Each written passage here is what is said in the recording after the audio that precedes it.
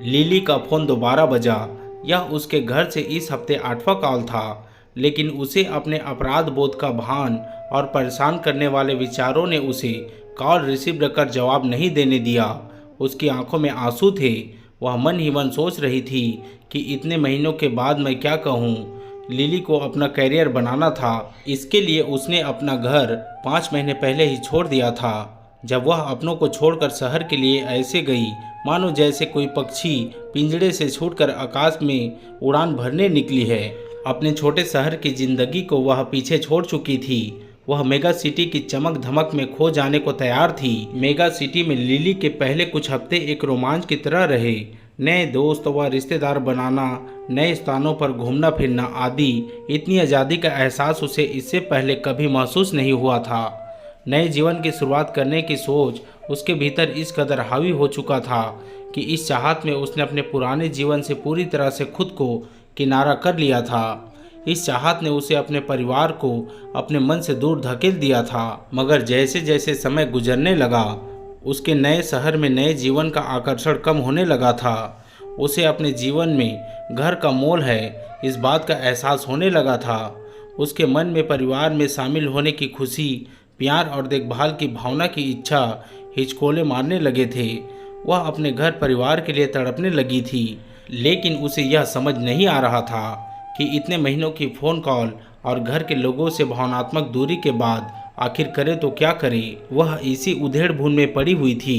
तभी दोबारा फ़ोन की घंटी बजी, मगर लिली काफ़ी संकोचित मन से जवाब दे पाई। कॉल रिसीव करते ही उधर से आवाज़ लिली के कानों में सुनाई पड़ी। लिली, मेरी बच्ची, सब खैरियत तो है ना? तुम हम लोगों का फ़ोन क्यों नहीं उठा रही थी? हम सभी लोग काफ़ी परेशान हो रहे थे। जब उसने अपने पिता की आवाज़ सुनी तो उसे दिलासा हुआ।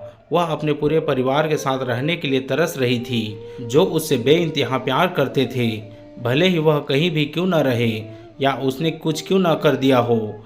हर स्थिति में वह घर की लाडली थी। लिली ने फ़ोन पर झिझकते हुए कहा, पापा, मुझे आप सभी की बहुत याद आती है। क्या मैं कुछ दिनों के लिए घर आ सकती हूँ?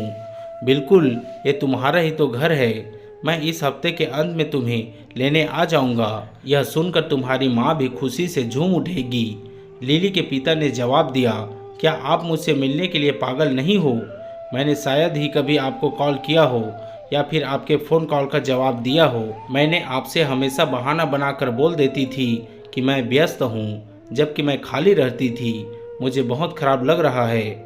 लिली ने अपने पापा से कहा, ऐसा मत सोचो, हम आपसे खफा नहीं हैं, बल्कि हम सभी को आप पर गर्व है, क्योंकि हर माता पिता अपने बच्चों के लिए यही करते हैं। लिली के पिता ने जवाब दिया।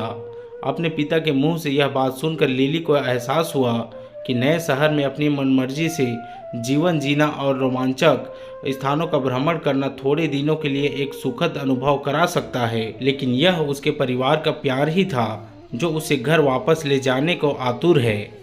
दोस्तों, यह कहानी आपको कैसे लगी हमें कमेंट बॉक्स में ज़रूर बताएं। कहानी अच्छी लगी हो तो वीडियो को लाइक और शेयर करके हमारे YouTube चैनल को सब्सक्राइब भी कर लें। धन्यवाद।